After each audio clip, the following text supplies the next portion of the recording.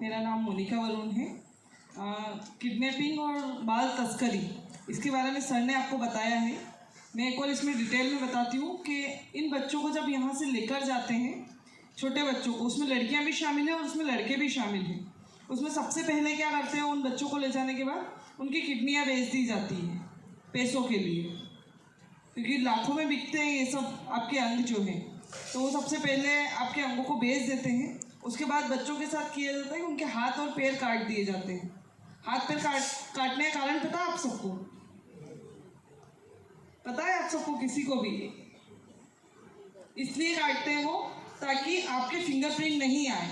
आधार card जब verify होता है आपके फिंगरप्रिंट लगते हैं सभी के, आपकी पहचान हो जाती है, होती कि नहीं होती?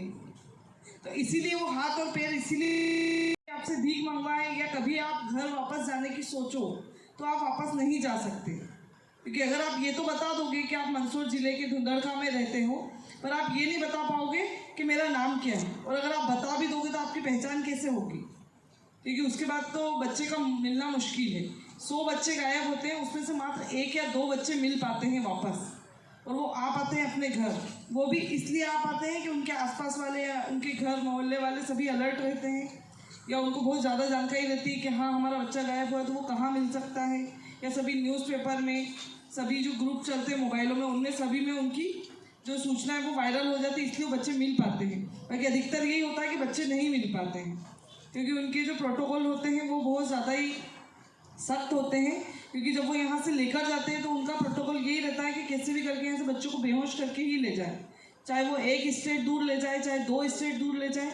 वो यही करते हैं कि बच्चा बेहोश ही रहे, और फिर वहाँ जाने के बाद तो उसके बाद वो उनकी पूरी जो प्रोसेस रहती है वो फॉलो करते हैं। मध्य प्रदेश के बच्चे यहाँ से जा रहे हैं, वो कलकत्ता जा रहे हैं, बिहार जा रहे हैं, उड़ीसा जा रहे हैं और अदर स्टेट में जा रहे हैं। वहाँ पर उनसे भीख मंगवाई जा रही है और वो बच्चे वापस नहीं आ सकते। क्योंकि जब बच्चा बोलता है कि नहीं मैं भीख नहीं मांगूंगा, क्योंकि बहुत सारे बच्चे ऐसे रहते हैं जो समझदार घरों के रहते हैं या अच्छे स्कूलों में पढ़ते हैं, तो वो कभी भीख मांग पाएंगे क्या? भले हाथ पाँव कट गए तो भी वो भीख मांग पाएंगे क्या? वो नहीं मांग पाते। इसीलिए उनके साथ क्या किया जाता है, उनको ज़्यादा मात्रा में नशा दिया जाता है। क्योंकि आपने देखा होगा भीख मांगने वाले बच्चों को या बड़े को भी या आदमियों को भी देखा होगा, तो वो किस टाइप से भीख मांगते हैं।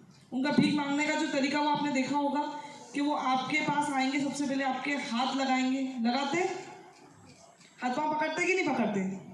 आप पैसे नहीं देते, आपके कपड़े खींचते, हाँ ना बोलो ना, करते कि नहीं करते? ऐसा नॉर्मल बच्चा कोई कर पाता है? ऐसा नहीं कर पाता ना। उसके बाद वो क्या करता है, आपके हाथ पाँव जोड़ेगा, पैर भी पड़ जाएगा, बहुत सी बार पैरों में लोट भी जाएगा। उसके बाद वो करता है गाली गलौज, करता है कि नहीं करता है? देखा आप सबने कि नहीं देखा? भीख मांगने वाले की प्रोसेस देखी? लास्ट स्टेज उनकी रहती है गाली गलौज करने की। फिर वो गाली गलौज करते हैं और उसके बाद वो पैसे लेकर ही जाते हैं, चाहे उनको कुछ भी करना पड़े। देखा आप सबने?